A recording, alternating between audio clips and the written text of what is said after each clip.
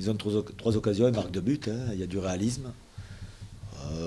3 dégagent peut-être plus de maturité que nous, mais bon, quand on a les occasions qu'on ne marque pas, après c'est difficile. On a fait, je pense, une bonne première mi-temps. On prend un but quand nous sommes en place, on prend un deuxième but quand sur un dégagement de gardien. Ça devient plus compliqué, sachant qu'on a du mal à marquer, quoi. Voilà. Même s'il y avait les opportunités en première mi-temps, on n'a pas su concrétiser. Je pense que la première mi-temps était assez intéressante, on les a empêchés de jouer. Mais à un moment donné, ça ne suffit pas, quoi. Qu'est-ce qui vous inquiète le plus? C'est cette nouvelle défaillance sur le premier but que vous encaissez, ou c'est le fait de ne pas arriver justement à revenir, à marquer à l'extérieur? Il y a une défaillance, c'est sûr. On est 8 en place sur le premier but. On ne sort pas. Voilà, après, c'est de persévérer sur les fondamentaux, sur les principes. Hein. Chaque fois qu'on relâche un petit peu, on donne l'opportunité à l'adversaire de faire la différence. Voilà, alors que quand on a été bien dans les intentions, on défendait bien en avançant, on a bien gêné cette équipe de 3, quoi. Puis c'est là où on avait la possibilité de se projeter vers l'avant et on leur a posé pas mal de problèmes. Après, il faut arriver à concrétiser. Hein. Malheureusement, on a du mal de ce côté-là, quoi. On ne peut pas toujours tout supporter non plus sur l'aspect défensif, quoi. C'est dans cette optique-là que vous aviez opté pour le changement dès la pause de Samaritano pour Savoie-Logo? Ouais. Et ça vous a satisfait cette option? On en reparlera. Quand on fait un changement, parce que ça va apporter un plus. Au final, on en reparlera. C'était un match un peu charnière. Vous aviez l'occasion de basculer dans la première partie. C'était de valider un peu ce que nous faisions ces derniers temps. Dans le jeu, je pense qu'on a été pas mal à la première mi-temps. Ce qu'il y a, c'est qu'on a du mal chaque fois à faire la différence, quoi. On a les opportunités, mais on ne conclut pas. Voilà. C'est sûr, quand on ne marque pas de but, c'est difficile après de gagner des matchs. Voilà. Mais je pense que dans les intentions, la première mi-temps, c'était intéressant. Dans la sortie de balle, dans la récupération, c'était intéressant, même si je pense que dans la sortie de balle, on aurait pu le sortir un petit peu plus vite. Mais bon, on joue avec les qualités et les moyens que l'on a, hein, aussi.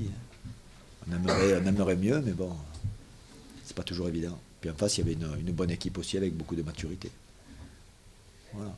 Puis beaucoup de réalisme aussi.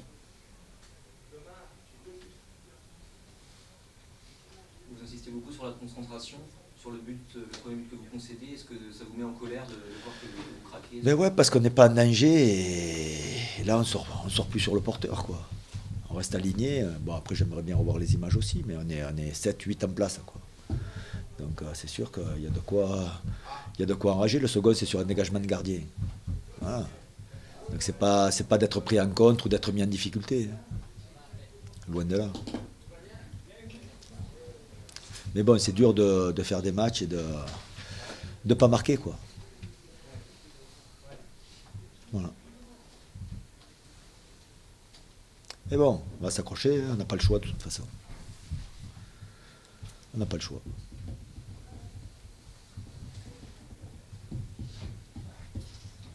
C'est bon? C'est tout bon? Allez, bonne soirée.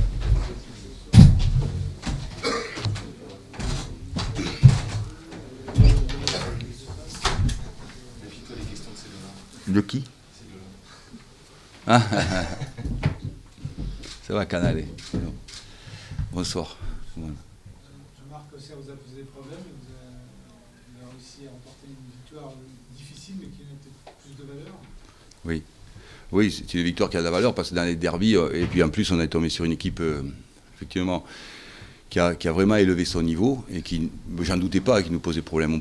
C'est difficile, les matchs qui se déroulent toujours dans une fluidité absolue, c'est surtout dans un derby, et puis la qualité individuelle des joueurs adverses. Voilà, il faut faire preuve effectivement d'efficacité, de réalisme. Tout n'est pas parfait, mais je suis très heureux qu'on ait pu prendre 3 points, parce que sur le plan comptable, si on analyse rien que juste le fait comptable, chaque fois qu'il y a une victoire à domicile, ce qui est vraiment important pour nous, ça nous permet de rester dans une course du haut du tableau, de la première moitié du championnat.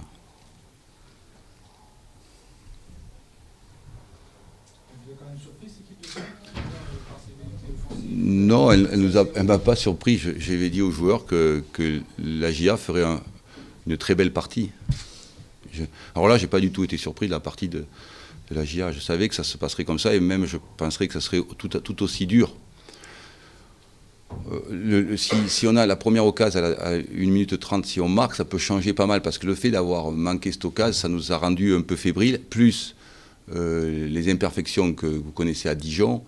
Il y a effectivement un manque de relâchement des garçons. De notre côté aussi, il est compensé par une excellente solidarité et beaucoup de dépenses d'énergie. Et voilà, mais non, la GIA ne m'a pas surpris. Je savais qu'il ferait ce genre de match. Je savais que ça serait très compliqué. Et même de prendre 3 points cette semaine. Parce que, en fait, on avait des garçons on a quelques garçons qui sont fatigués à l'entraînement. Donc j'étais cette semaine très très nerveux à l'idée de pouvoir prendre les 3 points. On a à la fois des joueurs qui étaient très fatigués, et puis des garçons derrière qui sont capables de jouer le haut niveau, parce qu'il y a 3 ou 4 garçons qui sont en réserve et qui ont joué la montée il y a 2 ans, mais qui ne sont pas encore tout à fait prêts. Donc j'étais très inquiet à l'idée de disputer cette rencontre. Donc les joueurs aussi, je pense que c'est important pour eux de construire leur projet et de trouver de la confiance, quoi. Encore plus de confiance et de maturité. Mais bon, le chemin est encore long, c'est une belle soirée. Une belle soirée.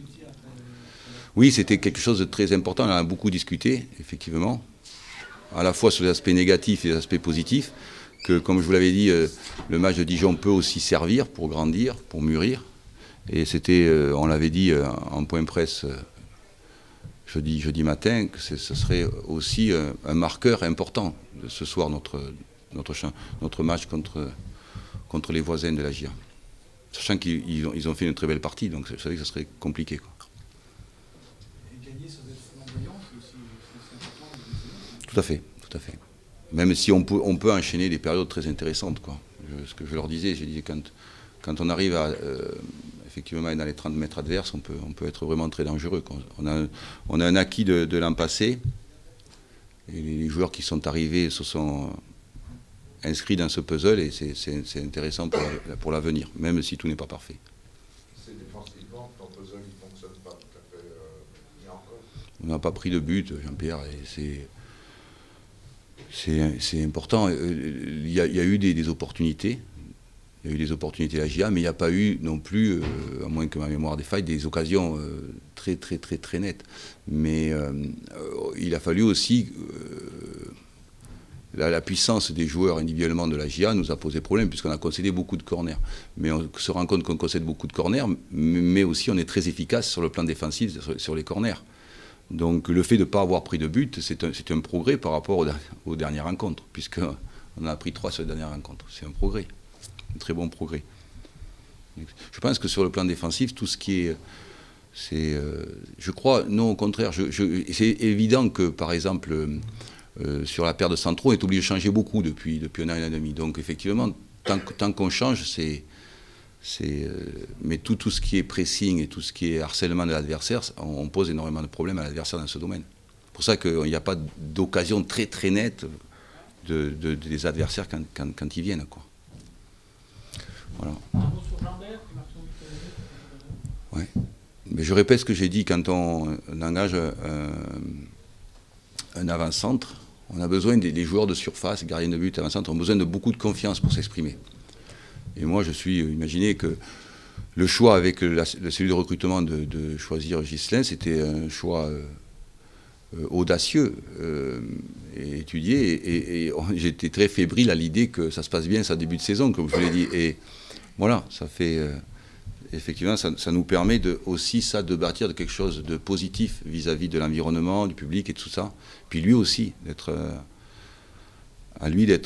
franchir le palier pour durer. Parce que c'est ça aussi le challenge de Ghislain, ce que je vous dis, je lui dirai aussi, c'est que s'il veut franchir un palier, il faut faire des performances pérennes. Donc le fait de ne pas avoir pris de but, c'est un progrès par rapport aux dernières rencontres. C'est un progrès. Mais je répète ce que j'ai dit, quand on engage un avant-centre, on a besoin de beaucoup de confiance pour s'exprimer. Et moi, je suis imaginez que le choix avec celui de recrutement de choisir Ghislain, c'était un choix audacieux et étudié. Et voilà, ça fait... effectivement, ça nous permet aussi de bâtir de quelque chose de positif vis-à-vis de l'environnement, du public et tout ça. Puis lui aussi, de franchir le palier pour durer. Parce que c'est ça aussi le challenge de Ghislain, ce que je vous dis, je lui dirai aussi, Voilà, mais c'est effectivement quelque chose de très positif pour nous, surtout que derrière, on a des joueurs qui vont arriver, comme Coco, comme Corentin Jean, comme Marcos, et on peut avoir des atouts pour encore poser des problèmes à nos adversaires quoi, dans les semaines et les mois à venir. Voilà. Bonne soirée.